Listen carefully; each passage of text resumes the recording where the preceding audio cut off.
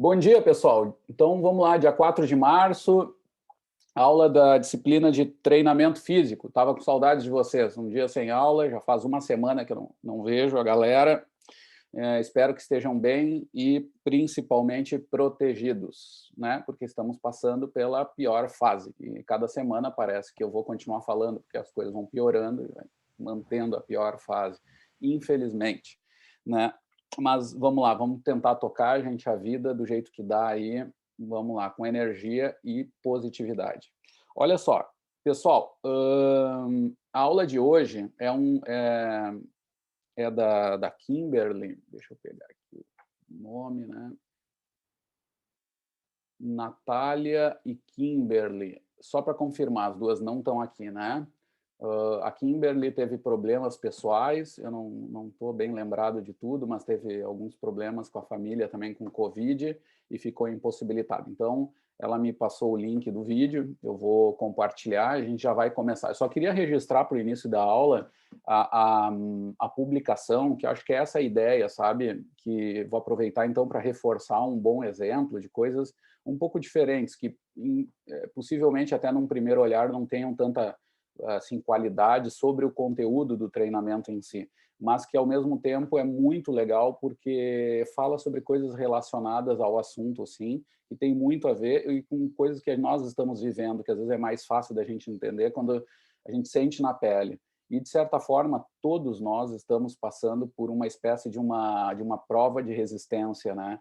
É uma resistência moral, é uma resistência psicológica, né? Muito forte. Eu comentei já em aulas passadas, né? Quando começou a aparecer essa história, eu tenho um contato grande aí com colegas da Noruega, com o Holmberg, que é um cabeção aí da área da fisiologia escandinávica, e nessas conversas eles falam muito do desafio de morar num país frio, que é o fato de tu passar meses sem sol, muito frio, muito encerrado, muito distanciado, de certa forma, por causa da restrição essa ambiental, né? E há um problema crônico lá na sociedade deles, nesses países mais frios, que é uma espécie de uma depressão coletiva, né? Tem um outro nome, uma área azul, alguma coisa assim que eles falam, que significa o seguinte: eles passam meses do ano com muitas pessoas em quadros de depressão leve, digamos, né? Então eles inclusive tentam arrumar isso colocando luz solar ou imitando a radiação solar em vários locais assim públicos para tentar diminuir esse fator, assim, né? Inclusive o espelho numa montanha, isso já apareceu uns tempos, mas isso é uma coisa mais difícil, tem um ou dois lugares no mundo que tem isso. Mas eles tentam fazer para isso também, para evitar esses problemas de saúde pública geral, né?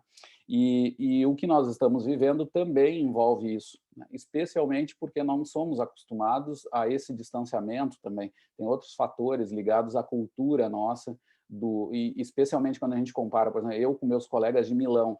É muito engraçado, não sei se vocês já tiveram a oportunidade de ver um colega, um europeu geral, tentando abraçar o outro colega, o jeito que nós nos cumprimentamos, assim. Eu, desde o início, no início eu sentia um baque muito forte, porque eram pessoas muito queridas que eu conhecia por e-mail, e quando eu via elas, eu tendia a dar um abraço e me aproximar, assim, né, o rosto, assim. Isso no início era um desafio assim quase mortal, porque os europeus não são assim, né? São muito distanciados. Era a mão firme lá na frente. Os norte, que eu trabalho, do norte da Itália, que são muito tipo suíços assim. E então todo esse distanciamento pesa mais para quem tem mais também essa cultura corporal como a nossa. Então nós estamos vivendo esse desafio. A Edilene publicou um material muito legal lá, refletindo sobre isso, né? Sobre essa resistência de ter a filha tentando fazer aula, a filha tentando também atenta ao professor da mãe dela, a mãe dela em aula, imaginem para uma criança que isso já é uma coisa diferente, né? A Edilene no meio do campo, que era, eu digo que era mais difícil, porque fazia o meio de campo dos dois lados, tentando manter essa energia, né? E sabendo de toda a carga social, né? Que é essa situação, né, que a Edilene vive e tal.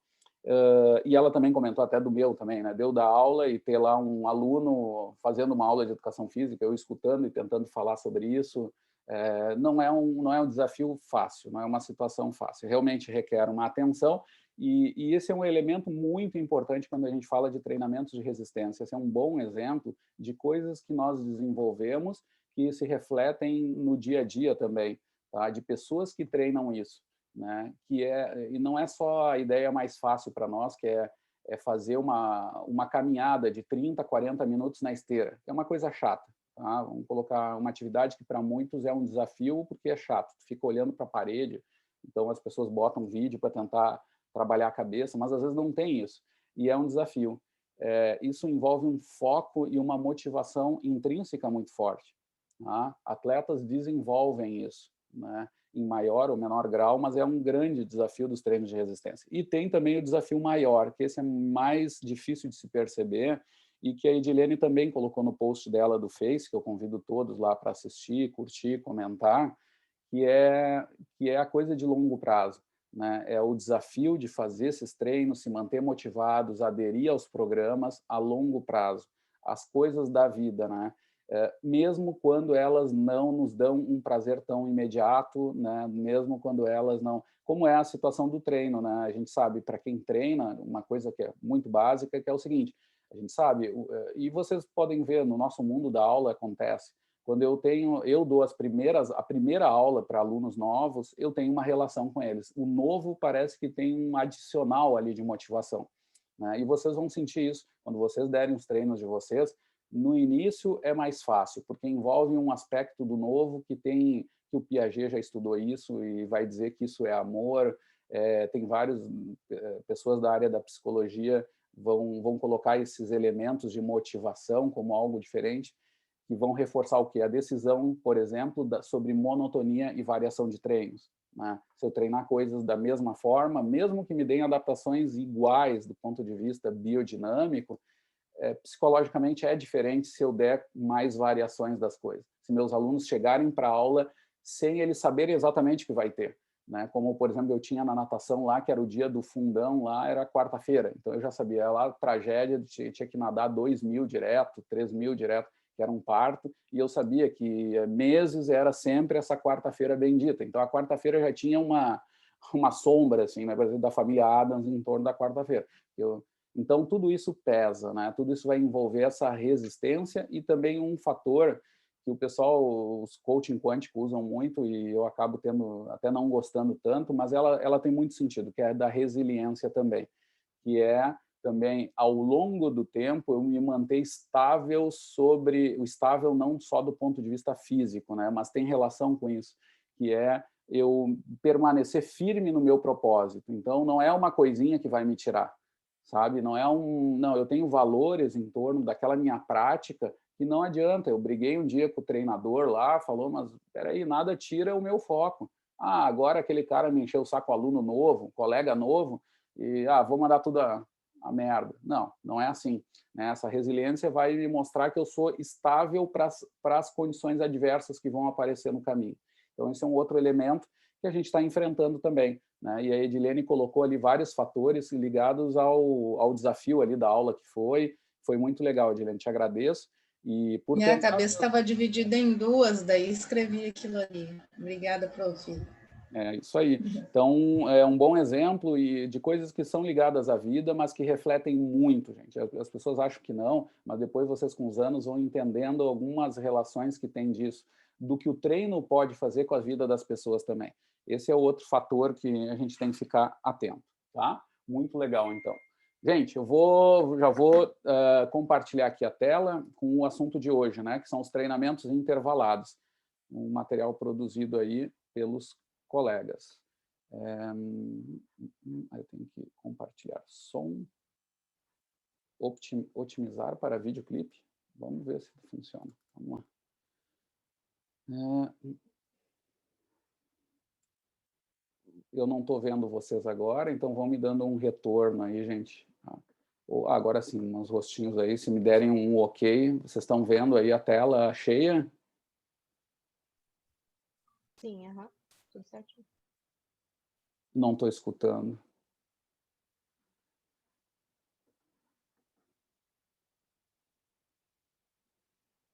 Não? Sim, prof. Sim, tá funcionando. Tá. Eu tinha falado, mas acho que meu Bom fone dia. não funcionou. No dia de hoje, eu, Kimberly, Estão juntamente ouvindo, com a minha gente? colega Natália, vamos apresentar o seminário e o tema que nos foi proposto Sim. foi métodos de resistência intervalados, HIT e CIT. Como cronograma de apresentação, a gente vai trazer o conceito de treinamento intervalado, o que é o método HIT, o que é o método CIT, trazendo diversos aspectos sobre eles, trazer uma aplicação prática, algumas respostas fisiológicas a esses treinamentos, e no final a gente vai trazer alguns artigos que embasam essas referências. Bom, o treinamento intervalado, ele é um método de exercício no qual ocorre um intervalo entre os períodos de exercício e o período de recuperação. Esse intervalo de recuperação, ele pode ser tanto ativo como passivo, depende da intensidade do treino que se pretende realizar.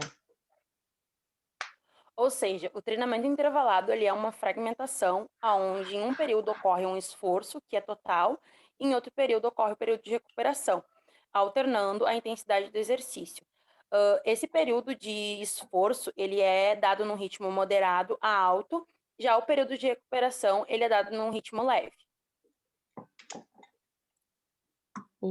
Relacionando, né, o treinamento intervalado e os sistemas energéticos, então a eficiência do treinamento intervalado ele reside principalmente na escolha correta dos intervalos e da recuperação, já que a relação entre esse trabalho do trabalho e a recuperação e as suas demandas respectivas, demandas fisiológicas, elas determinam qual é o sistema energético que ele será utilizado no treino.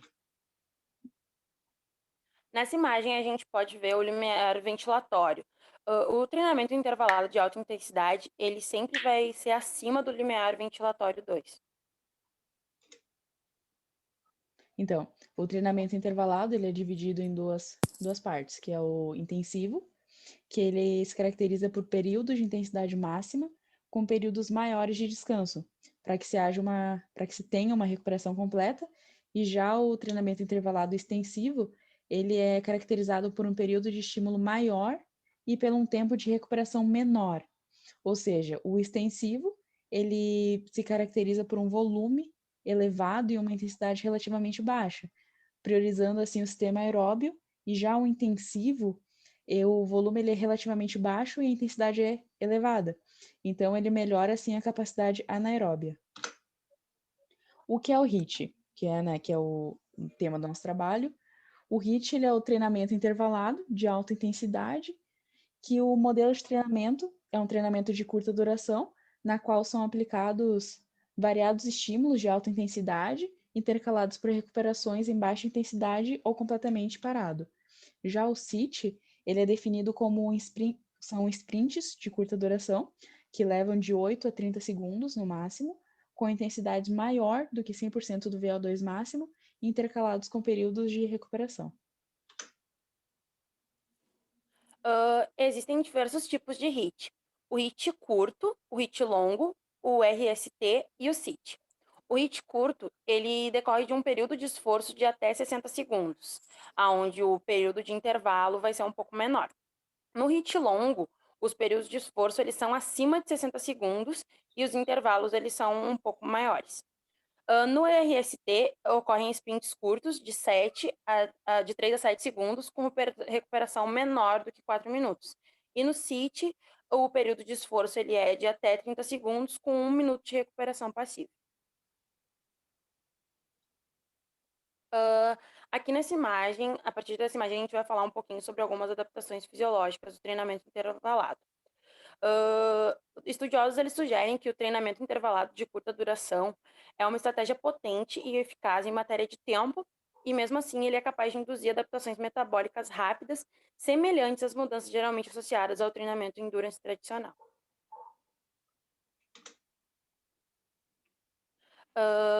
Estudos sugerem que 6 sessões de treinamento intervalado ou até 15 minutos de treinamento intervalado muito intenso pode ocorrer uma melhora na capacidade oxidativa do músculo esquelético, pode ocorrer também uma melhora no desempenho do metabolismo energético aeróbio, melhoras na capacidade cardíaca e no controle do sistema nervoso autônomo. Também podem ocorrer uma melhora na estrutura e função vascular periférica. Ocorre também uma maior sensibilidade à insulina e também ao tamponamento muscular. Além disso, esse método de treinamento intervalado de alta intensidade, ele reduz a composição corporal Sem contar de também, gordura. e uma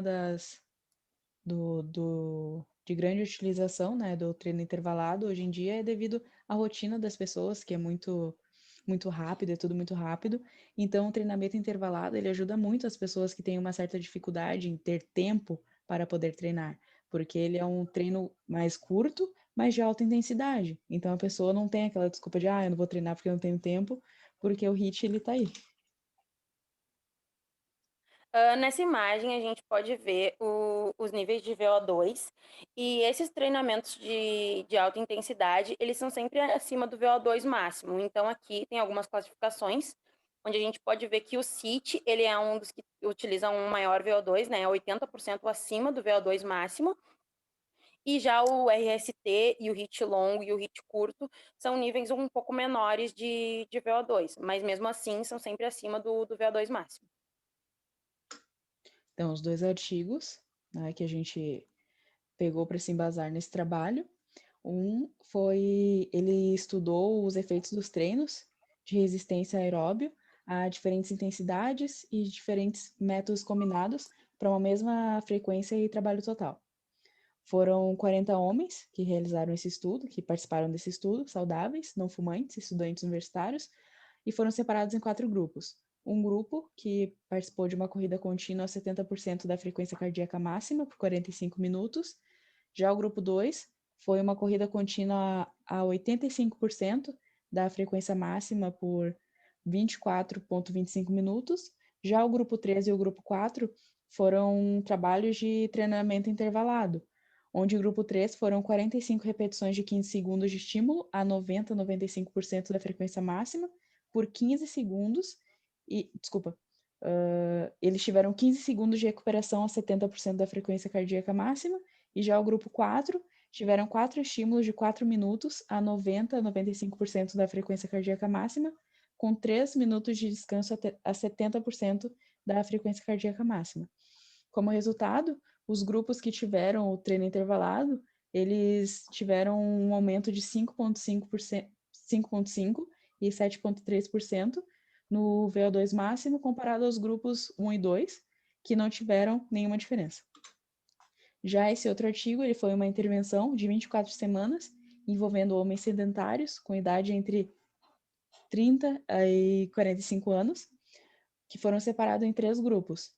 Foi um grupo controle que não teve nenhum tipo de intervenção, um com exercícios de alta intensidade, que se exercitaram a 80% do volume do VO2 máximo, e já o terceiro grupo, que foram exercícios de intensidade moderada, que se exercitaram a 60% do VO2 máximo, sem mudanças na dieta ou no estilo de vida, e com o mesmo gasto energético nos exercícios. O grupo da média intensidade, ele melhorou seus níveis de VO2 máximo. O grupo de alta intensidade também melhorou, e já o grupo de controle não teve nenhuma diferença. A conclusão desse estudo é que o exercício de alta intensidade, ele é mais efetivo do que o exercício de uma intensidade moderada para uma melhoria no sistema cardiorrespiratório, e isso se levou em consideração que eram homens sedentários que tiveram o mesmo custo energético. Bom, partindo de toda essa apresentação, a gente entende que o treino intervalado ele é um método de exercício no qual ocorre um intervalo entre períodos de exercício e de recuperação, e que também ocorrem diversas adaptações fisiológicas benéficas para o indivíduo, além dele ser um treinamento muito eficiente e eficaz. É importante que o profissional ele entenda sobre esses diferentes métodos de treinamento para que ele possa prescrever um treinamento correto que não seja maléfico para o seu aluno. Obrigada. Muito obrigada.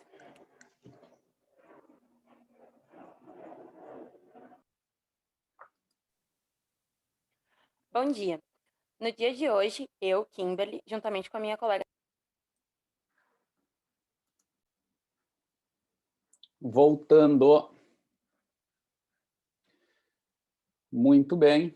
Deixa eu fazer alguns comentários da aula das gurias. Foi engraçado. Eu comecei a ver a telinha delas, eu achei que era vocês. Eu dizia, me deem um ok. Eu via que não se mexiam. Daqui a pouco começaram a falar, assim, são os apresentadores. Confusão. bem organizado, assim, gente. Vocês viram ali as principais divisões, né, dos HIITs. Existem várias outras, tá? Existem várias outras denominações, mas essa é bastante usada mesmo, tá? E essa bate com o que a gente também viu, assim, no material da disciplina do semestre anterior.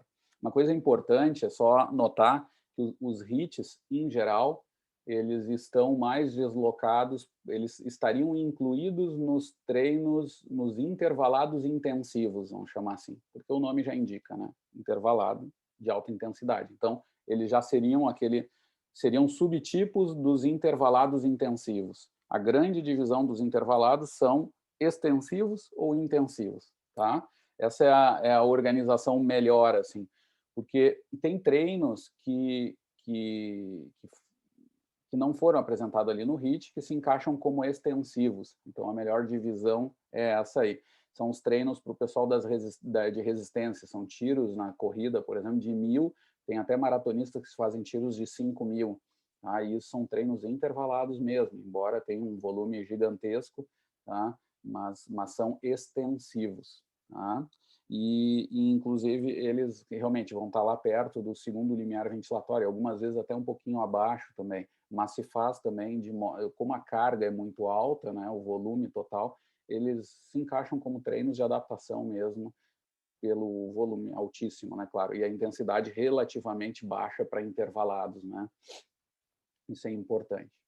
Outro comentário que eu queria fazer com vocês, gente, vocês estão vendo a janelinha que vai aparecendo aqui? Deixa eu tirar aqui meus e-mails. Uma coisa importante, pessoal, assim, ó, uma dica que eu dou. Primeiro, vamos falar da parte positiva, né? As alunas colocaram bem a questão do custo-benefício em termos de tempo, né, do treino. E, além disso, tem mais um dado que é o pessoal que treina bastante, assim, estuda, inclusive, tem comentado, e às vezes não saíram ainda em forma de artigo ou recomendação, só tem um artigo, na verdade, no Strength Conditioning Journal, né, o jornal aquele para treinadores do American College lá e da Sociedade Americana, né, também de treinamento e condicionamento, que é o seguinte, ó, os treinos de até 7 segundos, tá, que são mais CITs, são treinos de sprint, mas eu vou colocar em tempo, que aí é o que interessa para nós, porque aí vocês podem querer usar para outras coisas, para natação também, até para ciclismo. Se vocês têm um cicloergômetro, vocês podem pensar nisso também. Então, por isso que eu vou falar em termos de tempo, tá? O que acontece? Os intervalados de até 7 segundos, eles são muito menos dolorosos. Essa é a dica que eu quero dar. Tiros de mais de 15, passando para 30 segundos, e vocês viram que pode ir a 60, até acima de 60, que são os longos e curtos se dividem pelo limite de 60, é um bom guia, né? Mas quando passam a partir de 30 segundos, a gente diz assim em treinamento que dá tempo de doer, tá? É como fazer o próprio tiro mesmo, fazer um teste de 400 metros, dá tempo de doer. Né? Quem faz essas provas sabem, né? O pessoal costuma dizer, parece que o lactato estava saindo pela boca, e tem aqueles comentários que o professor Álvaro adora, né? Mas que significam o seguinte, dói demais, tá? Os próprios testes nos ajudam a entender isso, né? Eu sei que vocês não estão tendo tanto teste prático e tal, e alguns até eu me assustei nas aulas anteriores que o pessoal nem conhecia e tal, né? Então, acho que é legal de falar, mas, por exemplo, quando a gente faz um teste de Wingate, que avalia a potência anaeróbica lática ou relacionada à glicólise anaeróbica, né, é um teste que gera muita concentração de lactato, é 30 segundos no cicloergômetro em carga máxima, 30 segundos. Assim, ó, na minha experiência, a mais da metade dos alunos que fazem bem feito o teste, que não matam, tu nota que fizeram bem, com resultados bons, os caras têm vontade de vomitar, de tão sofrido que é. Os caras passam mal, mais da metade, ou quer vomitar ou sente tontura, dor de cabeça, por causa do extremo esforço. Quando tu tem esforços máximos muito longos, aí para outra zona aí é 2, 3 minutos, né? Esse sofrimento diminui. Ele é ruim, sim, tu vai até o máximo, mas é diferente. Então, lembrem disso. Agora, voltando à nossa discussão para os HIITs, né? Treinamentos de poucos segundos. Uma grande dica é assim, quando eu quero reduzir esse custo-benefício da dor com a carga, mais ainda eu posso ir para treinos de 7 segundos, que concentram muito lactato. Esses dias um cara botou num tweet, um grande pesquisador lá no Twitter, lá o cara dizendo, olha aqui, olha gente, tiros de 5, 6 segundos. Só que eram 10, vocês viram que o número de repetições é muito alto, né? Fazem um monte de vezes. Os caras estavam, o cara tinha um registro, que eu não sei se é real, mas estava em 18 milimols. É uma coisa muito alta, assim. Então, tu até concentra, mas é diferente. Tá? Tu sofre menos. Então, uma dica é essa, tá? Uma dica é essa. Mas o que eu digo, né, gente, não quer dizer que eu só possa fazer testes de tiros de 7 segundos. Eu só estou dizendo que ele tem essa vantagem, assim como o HIIT tem certas vantagens em relação ao treinamento contínuo. Agora, depois de toda essa introdução, a gente tem que falar do que é mais importante ainda. Então, agora eu estou falando dos HIITs, né, os treinamentos intervalados.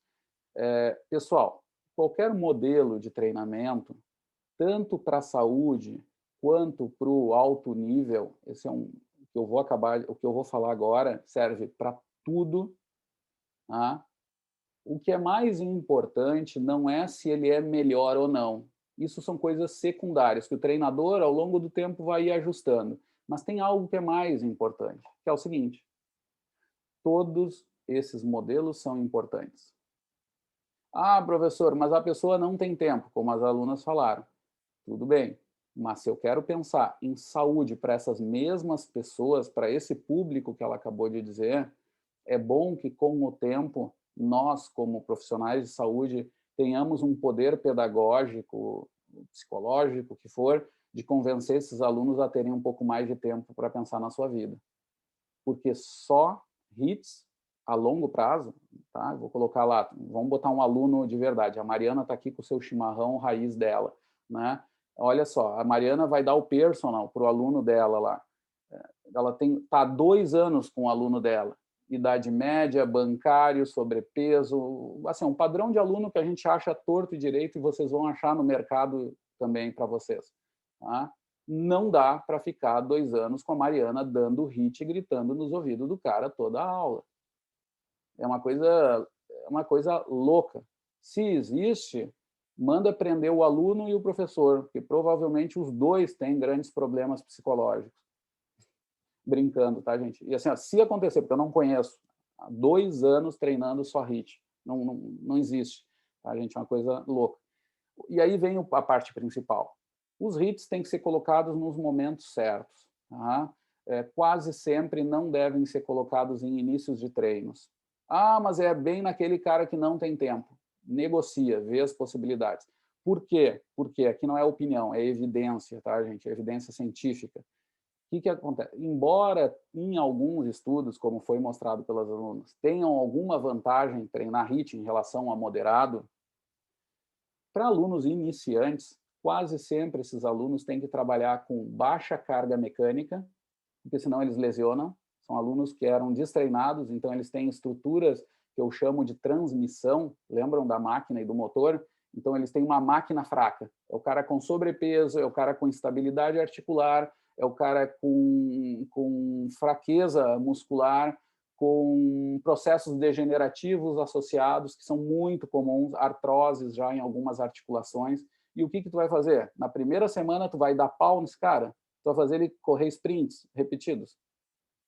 De novo, pode ser que sim em alguns momentos, mas risco de lesão é muito alto e um sofrimento e uma carga mecânica sobre essa outra parte, que os estudos esses que foi mostrado não falam, que é super importante. Ah, professor, mas eu faço na bicicleta. Perfeito, é mais um motivo para poder usar.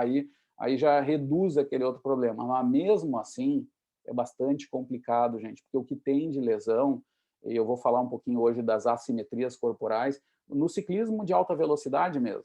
Em alunos que não estão acostumados, imaginem o cara ter que treinar, para tu fazer as cargas altas no cicloergômetro, tu precisa ter uma cadência alta, né? E tu coloca alunos para fazer isso muito rapidamente, muita lesão de adutor, por causa do problema de coordenação. Imagina um adutor que não é usado há anos, É aqueles bancários que não fazem mais nada, de vez em quando usa para subir a escada.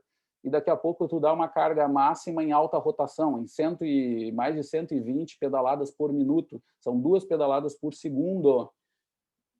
Imaginem o que é isso para musculatura, para funcionar. Então, tudo isso a gente tem que pensar no treino, tá? E a dica quase sempre é não usar no início, para o campo da saúde. O que a evidência mostra também? Além desse risco da carga mecânica sobre a máquina, sobre a eficiência de transmissão, né? Tem um outro problema. A questão do prazer sobre o exercício, tá? Então, eu brinquei um pouco lá do problema psicológico, né? Imagina tu tá gritando nos ouvidos do aluno, vamos, tiros de 7 segundos, 20, 30, 40, 60 segundos, o que geralmente se faz ali mais em HIIT, tem que ter estímulo verbal, é gritaria. Vocês viram num vídeo lá o professor fazendo vai. Tem que ter mesmo, tá? Esse é um elemento importante, tá? Isso é importante mesmo. Tem que ter estímulo verbal. Quanto mais intensidade, mais potência, mais complexidade neural, quase sempre o treinador participa mais. Em treinos moderados, o treinador participa menos. E não é por acaso. É porque realmente precisa nos e não precisa tanto nos outros. Nos outros tem uma automotivação ali mais forte, que é a ideia do encaixe, da resistência, etc. E é difícil o treinador passar. Todo treinador de atletismo, de corridas, quando os caras vão fazer os longão, o cara não pode estar todo o tempo gritando nos ouvidos. Não fazem, tá? Então, tem esses elementos. Só que a questão do prazer. Tem um estudo clássico que o professor Foster participa, que eu acho que eu já falei em aula, mas eu vou resumir aqui. Os caras usam o método Tabata, né, que é construído lá no CrossFit, né, o pessoal tem usado muito em academias diferentonas e da moda e modernas, que são interessantes mesmo. Só que o que acontece? O Foster vai usar isso em sedentários, num grupo diferente da onde o método foi criado. Então, já cuidem com isso. Não é o problema do método em si aqui, mas é a gente pensar isso. Bota um HIIT do tipo método Tabata, são tiros de 20 segundos de altíssima intensidade, várias repetições, várias séries, tá? De 3 a 5 séries, né? 10 a 20 repetições. Imaginem isso, e uma série de exercícios também, para fechar um volume de uma sessão, né? Não imaginem. O dado é o seguinte, o nível de prazer, eles avaliaram o prazer. Tá? Tinha uma escala de pleasure, que é a relação do gostar daquele treino. Tá? Esse é o significado dessa escala. Foi terrível, foi baixíssima. Os caras não gostaram, se sentiram mal, perceberam um desprazer naquelas sessões, em geral. Tá? Dos 20 alunos que tinha, dos 20 sujeitos da pesquisa, nenhum relatou, em média, como esse programa prazeroso. Tá? O que acontece, gente? Teve em torno de 20% dos alunos, imaginem, a cada 10 alunos tinha 2 desses 10 que eles não conseguiam sair da aula. Eles ficavam tontos e tinham que ficar mais 10, 20 minutos. Porque a sessão é muito rápida, aí que está a questão. Né? Dura 20 minutos. Mas imaginem para um aluno, é aí que vem a questão, o cara que não tem tempo, é o cara estressado da vida moderna, trânsito, família, briga no trabalho, estresse de várias origens, chega numa academia para ficar 20 minutos, gente. É mau tempo para se arrumar, entra no negócio, é gritaria, vai, força, vem, vai, porque para fechar em 20 minutos é difícil, tem que estar atento, e daqui a pouco bota a roupa e vai embora. Não existe, né, gente? Eu não sei se vocês têm a noção do que é isso para um aluno de idade, porque vocês ainda estão numa idade que essas coisas são mais comuns, né? Vocês fazem uma atividade física intensa lá, batem uma bolinha e entravam na aula. Isso os bichos, né? Quando a gente é bicho, a gente fazia mais, né? Ia lá para a quadra, batia uma bola e daqui a pouco ia para a aula, lá todo suado, mas depois de 10 minutos já estava até entendendo o que o professor estava falando. Mas um cara de meia idade já é diferente, gente. Já é diferente. Então, também apareceu isso. No artigo, eles relatam isso. Uma frequência 20% não é pouca coisa. É muito aluno que não consegue sair da sessão, tem que ficar, de novo, mais o tempo de outra aula só para se recuperar, que é o que tem que ser mesmo feito. Aí vem as coisas que parecem ser mais antigo do que... Não posso falar palavrão aqui, mas muito antiga, que é o seguinte, eu tenho que ter rituais de entrada e de finalização de aula. Não adianta, tem que ter. Parece aquelas coisas pedagógicas, mas tem que ter uma conversa, tem que ter, junto com o aquecimento, inclusive fazer o aluno, fazer o processo de botar a cabeça dele para o treino. Isso tem um aspecto psicológico muito importante. E no campo da saúde, para esse tipo de pessoa, olha, eu vou dizer para vocês que, no fundo, metade daqueles alunos querem isso, inclusive. Eles querem cortar um pouco com a vida, eles querem fazer a catarse, né, que se chama, os uruguaios chamam isso, né, que é simplesmente quebrar o ritmo daquela loucura que vivem. Né? Eles poderiam estar sentados, meditando, e esses aspectos já estariam ajudando ele. Então, a sessão não vai fazer só isso, claro, vai dar treino, mas também vai fazer esse processo. Então, por isso, eu tenho que ter rituais de entrada e de finalização. Eu tenho que preparar o cara também para o final. Eu tenho que recuperar ele bem. Fisiologicamente, a gente sabe, porque está ali o dado, 20% passavam mal mesmo, e o resto passava mal e ia embora igual, mas bem não estava mesmo, né? E iam se recuperando ao longo do treino. Mas o que acontece? Nós podemos guiar isso melhor, fazendo uma sessão boa. E aí o HIIT começa a perder esse peso. Mas, de novo, aí vem o mundo real. Nós temos que achar um ponto de equilíbrio nisso. Tá? Então, isso é importante. Mas a gente não pode ficar preso nessa ideia de que custo-benefício total, taylorismo sobre a vida, porque não é assim, não é assim. Aí vem uma medicalização, não deu, toma lá um propanolol para baixar rápido, toma isso, toma aquilo para te acalmar. Não adianta, o exercício não está sendo bem usado dessa forma, tá? Para muitos que têm esse perfil. Então, nós temos que achar um ponto de referência, talvez trazer o aluno e conseguir fazer com que ele tenha uma identidade com aquela atividade e que ele fique um pouco mais de tempo, que ele veja a importância e, de alguma forma, consiga. Tá? Então, eu defendo essas coisas. E a coisa principal é que não dá para fazer HIIT todo o tempo. E aí vem a questão. Quase sempre os HIITs têm que vir de uma sequência que é muito geral. Tá? Tem que vir de métodos mais contínuos, de treinamentos mais extensivos, intervalados extensivos, às vezes deixando até para um segundo macrociclo. Se o macrociclo for de 6 meses, deixa para o segundo macrociclo colocar os HIITs. Dá para fazer intervalados normais com bastante adaptação. Deixa esses para avançados, assim, para ir guiando o aluno para também a estrutura corporal dele se adapte melhor em mais longo prazo. Tá? Ou de forma menos comum, assim, joga no primeiro macrociclo menos sessões com esse tipo de treino. E nas outras tu bota um pouquinho mais. Tá? Essas são sugestões gerais de treino de resistência, assim, rapidamente, que eu poderia falar para vocês. Existem mais um monte, mas eu acho que de HIITs é mais ou menos isso. Um cuidado com o desempenho, tá? O HIIT se aproxima de treinos de velocidade, treino que nós vamos falar depois. Então, essas regras vão aparecer também. Tá? Tem que ter motivação, tá? Tem que ter estímulo do professor, uma postura de tiro, né? Isso a gente aprende. A gente tem que saber usar cronômetros, esse é um conhecimento que, de novo, muitas vezes a academia menospreza, né? Porque não é fisiológico, não é isso. Mas, gente, no mundo real do treino, tu tem que saber usar cronômetros, tu tem que saber usar os laps, as voltas. Tu tem, assim, eu já dei tiro, por exemplo, para mais de 25 alunos. Era 5 em cada raia, saindo a cada 10 segundos, a cada 5 segundos, e tu tendo que dar o tempo de todos ao mesmo tempo. Saíam de 5 em 5, a cada 5 segundos, e quando voltavam, estava lá dando tempo. 21 alto, 22 baixo, 23,3. E assim, para cada um, e cada aluno sabendo o que tem que fazer. Porque, 23 alto, então tem que aumentar o ritmo no próximo. Entende? Por quê? Porque é importante a qualidade do trabalho. Né? O HIIT, ele envolve também aspectos que estão ligados à velocidade. Não é super velocidade, nós vamos ver que em velocidade é mais intenso ainda alguns tiros, tá? Mas vão bastante nessa direção. Obviamente, tiros de 7 segundos são muito intensos. Né? Então, ali interessa também a qualidade do movimento. Que eu quero dizer o seguinte, não adianta no final da sessão, daquelas séries de tiros, tá? O aluno que está fazendo 7 segundos, ele no final estar fazendo 14, 15 segundos. Eu não aguento mais, mas eu vou trabalhar sobre fadiga, isso é bom. Gente, esse papo da fadiga com a redução, ele é mais aceitável em treinos de resistência. Eu trabalhar sob condições de fadiga e mais próximo da exaustão, até perdendo qualidade.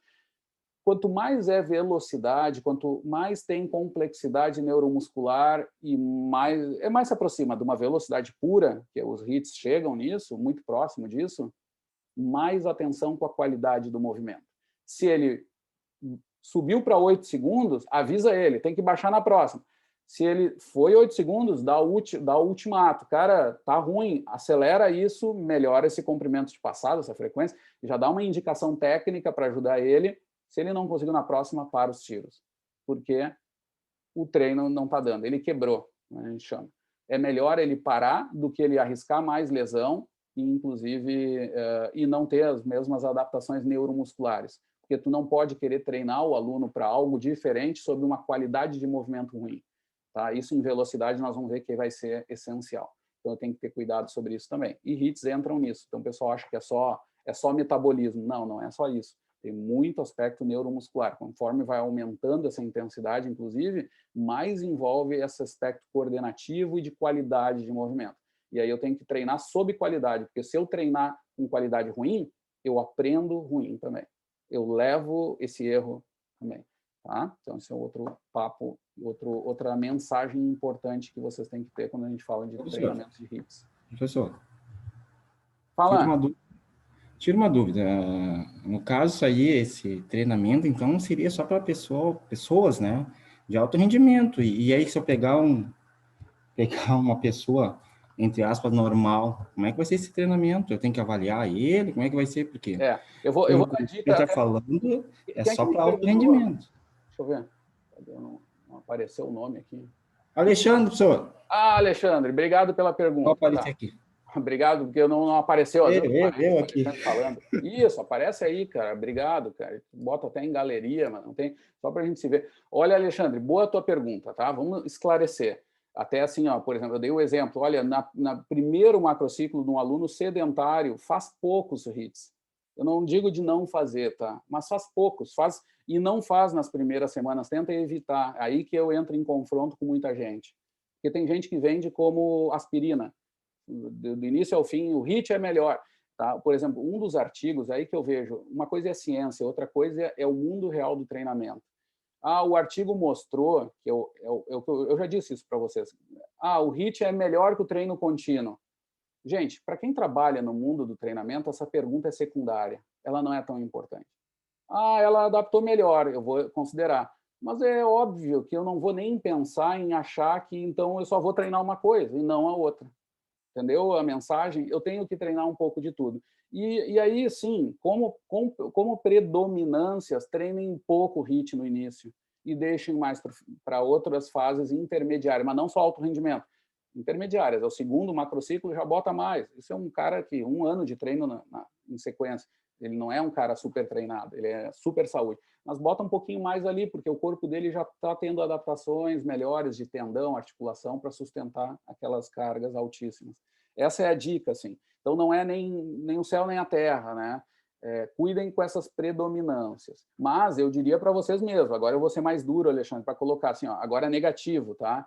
E eu quero que vocês me digam, para quem vocês acham que não daria para fazer HIIT assim? Imagine um aluno de vocês ali, o quadro, qual o tipo de aluno que seria muito estranho fazer HIIT?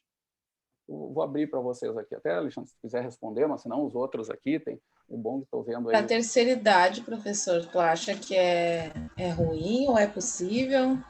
Não, a priori não é um problema. O fato de ser terceira idade não é um problema. Ele adiciona cuidados, porque a terceira idade vai estar associada a comorbidades, a gente sabe, problemas de origem central, que é cardíacos, né? Vão ter mais riscos, né? Os fatores de risco mesmo coronarianos são maiores e tal, sobrepeso e artroses também, a parte toda ortopédica, a gente sabe que tem mais risco. Risco não, né?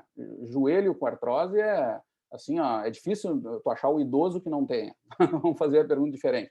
Então, tem que cuidar com... Tá? Então, tem que cuidar com isso aí. Mas não dá para dizer que não dá para fazer. Eu, por exemplo, estou na água, estou na hidro, dá para fazer. Aí, por esse motivo, não seria o problema. Aí descarta, aí seria outro, seria o cardíaco. Tá? Mas qual é o problema? Não é a terceira idade em si, porque parece que não dá. Dá para fazer, só que com vários cuidados. Agora, o que não dá, que aí no caso da terceira idade pode aparecer um pouco mais, sim, é assim, é cardíaco mesmo. cardíaco, o cara que vem safenado, vem com uma cirurgia e vai fazer uma reabilitação, eu já estou falando de um caso muito crítico, tá? Ali, gente, assim, ó, um dos cuidados que, desde que eu era estudante, ou seja, em 30 anos não mudou, é que as cargas de treinamento aeróbicas para grupos assim, cardíacos críticos, tá? O cara que vem de cirurgia cardíaca, que é muito comum, ainda tem uma alta prevalência na sociedade, é fazer atividades que tenham intensidades moderadas, que se elevem no início e que baixem no final do treino mais suavemente. Então, não posso ficar pensando em tiros de 7 segundos, de 20, 30 segundos, num cara que está vindo da reabilitação grave, é um cara que tem, inclusive, função cardíaca ou doença respiratória, DPOC, tá? Com uma fraqueza ali. Tá? O DPOC é um outro caso, ele hiperventila, ele sente falta de ar no treino e é perigoso. Tu tem que ter oxigênio junto para dar o treino mesmo. Tá? Não adianta. Se tu fizer uma carga repetida, ele consegue fazer atividades de saltos, que é 2 segundos. Aí é uma atividade de potência, é outra coisa. Isso ele faz bem, porque não dá tempo dele sentir falta de ar. Agora, se tu vai para os hits mesmo, os hits de 7 segundos, aí já é problemático, porque na repetição ele começa a sentir falta de ar e tu tem que ter oxigênio, senão é hospital mesmo, senão o cara morre mesmo. Então tem que evitar esse tipo de treino, tá? Nesses casos críticos. Tá? O obeso também, professor? Oi? O obeso também, então. O obeso também, que de novo, se for dentro da água, esse problema desaparece até, tá? A maioria dos exercícios da hidro e jogging tu pode fazer, mas terrestres, muito cuidado, gente, muito cuidado. Né? Tem que jogar de novo, aí não é que não dá ali, mas tu tem que fazer o cara reduzir peso mesmo, etc., durante um bom tempo. Eu estou falando de 1 ano e 2 anos, entendeu? Evitando, diminuindo. Não dá para começar com hits a torto direito, né? Se forem terrestres, claro. Se é ciclo ergômetro, é um pouco menos, né? Tudo isso vai pesando, né? Tá? É isso aí, gente. Então, só tenham esse cuidado e cuidem com o tudo e o nada. Eu não estou dizendo, eu estou falando de predominâncias. O que eu disse nada mesmo é no cardíaco e na reabilitação, que aí é um campo até um pouco fora do nosso, é uma conversa com o físio lá, né? Aquele campo cinza que a gente chama ali, que tem que ver bem o que se faz. Mas se a gente está trabalhando ali tem que ter muito cuidado mesmo, até evitar, vale a pena. Mas nos outros grupos, atenção e empurrem para frente. Lembrem disso. Porque, lembrem, é como eu falei da corrida, né? Nós nos adaptamos muito rápido o nosso motor em relação à nossa máquina. Né? O nosso motor do carro, ele adapta mais rápido do que a carroceria para sustentar. Né? O balanceamento, a geometria, a transmissão de forças até a roda, no nosso corpo, ele se adapta mais lentamente. Então, o HIIT, vocês viram, adaptações muito rápidas acontecendo. Cuidado, porque tu tem que ter toda a estrutura em volta para suportar isso. E aí os riscos de lesões, né, em atividades terrestres, que são as mais comuns que a gente faz, caminhada, corrida, essas aí são mais perigosas. Tá? Eu, antes de chegar à bandeira preta, eu estava substituindo um professor de bike e as alunas só faziam HIIT. Quando eu dei subida de lomba, né? Elas tudo dolorida e perguntando por que eu fazia isso. Eu assim, como assim? Ele não sobe lomba com você? Não, a gente só faz velocidade em intervalo. E eu perguntei quanto tempo. Ela assim, já faz uns 3 meses que o professor dá assim pra gente. Eu fiquei muito chocada, assim. Porque eu dava velocidade, elas super felizes lá, no pique. Aí eu fui dar uma de força, elas tudo dolorida. Saíram com as pernas tudo bamba. Daí... se acostumar com um HIIT por 3 meses, eu fico imaginando o que aconteceu assim no organismo. É um perigo, tá, gente? Porque até no ciclo ergômetro, a frequência de lesões é muito mais baixa, mas tem também, né? Tem muita lesão de joelho. Não adianta, tudo que é muito repetitivo, nosso sistema sempre tem um ponto fraco, né? Então, várias razões, aqui eu estou dando, é a razão que a Mari também já falou, né? Mas que não dá para ficar 3 meses repetindo a mesma coisa, porque não é só o fato do HIIT, é o fato de qualquer coisa. É o cara que sai do quartel, que eu contei já para vocês, dos meus colegas de quartel, que a gente sai correndo 1 hora. E tem gente que faz isso durante toda a vida. Eu conheço meus colegas ainda que fazem a mesma coisa, gostam de correr 1 hora, porque a coisa do militar, a coisa do TAF lá, que era o teste de aptidão física, tinha que correr 12 minutos, então só fazia 50 minutos, 1 hora, sempre no mesmo ritmo. Não adianta, está errado. Do ponto de vista do treinamento, está errado. Dá certo com uma parcela baixa hoje desses caras que continuam correndo, fazendo alguma coisa. Mas mesmo ali é errado, porque nós estamos usando o serrote de mau jeito, sabe? Estamos cortando, mas poderia estar cortando com custo-benefício muito melhor, entendeu? Então, nós estamos errando nisso também. A mesma coisa das alunas da Mari. Não é ruim. Melhoraram a condição física, talvez tenham marcadores de saúde bons, mas estão arriscando muita coisa ruim. Quando tiverem que fazer uma atividade da vida diária que envolva baixa velocidade e maior força, que é o caso que ela fez ali, tem muita chance de lesionar. Elas não vão estar prontas, né? Não vão estar prontas para algumas atividades mais variadas também. Ali é super bidimensional a coisa, e a vida não é bidimensional, a vida não é isso aqui, a vida, né, é complicada, né? Então, por vários motivos, a gente vê que as coisas não tão certas, né? A ideia do multicomponente também, que está se trazendo aí como uma grande onda, na verdade é funcionalidade geral, né? É isso, que o pessoal do esporte faz isso desde o início. Tu tem que responder aos problemas que o teu esporte te induz, né?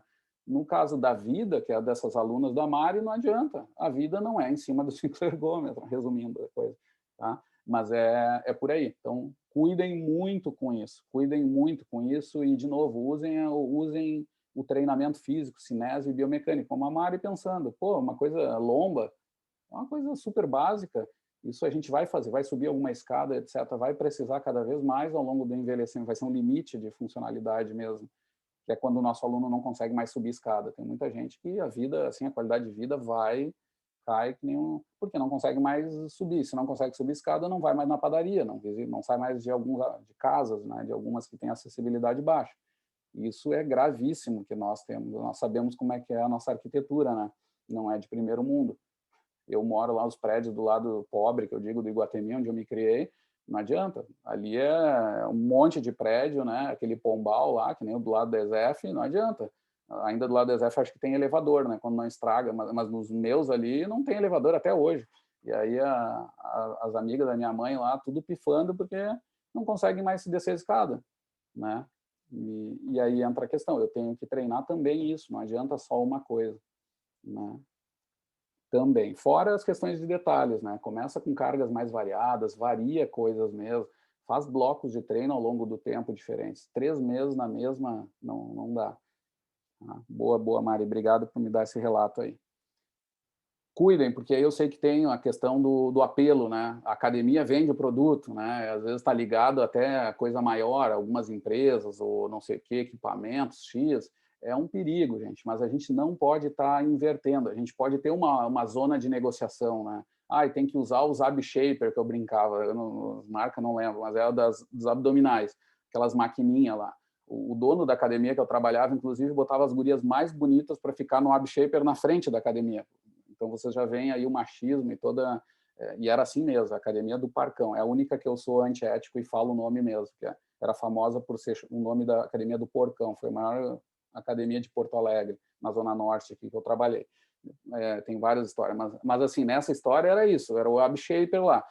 E a gente sabe que esses equipamentos de abdominal, ele é muito bom se tu não tem que levantar um dia da cama sozinha, né? Porque não adianta, quando estiver sozinho, tu não vai ter o apoio no pescoço. E aí vem a lesão de pescoço, de tudo, porque tu trabalhava só numa cadeia aqui isolada de abdominal. Então, tu tem que levar em algum momento para o abdominal livre. Isso né? E eu, inclusive, acho que desde o início dá para se fazer bem feito, salvo casos raros ali, a maioria dá para trabalhar livre, é a melhor coisa que tem, e é muito funcional, né? Variado também, né? Então, tudo isso a gente tem que ir considerando, assim, mas eu tenho que usar. Bom, bota durante uma fase, mas depois leva o teu aluno para o funcional, né? Não adianta.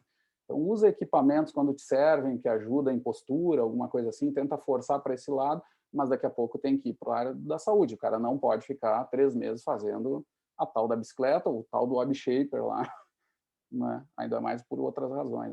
As minhas razões eram piores que as da Mari, né? A da Mari devia ter outras, às vezes é preguiça mesmo, às vezes é questão do chefe, né? Tem que fazer aquilo, tem que vender. Mas a gente, como profissional, temos que conseguir mudar um pouquinho essas realidades, dentro do possível, né? Fazer coisas, como a Mari fez, né? Sem arriscar o emprego, levando tudo. Né, Mari? Tenho várias histórias sobre isso, meu Deus. Mas vamos lá, gente. Agradeço aí as perguntinhas, vou parar por aqui essa parte.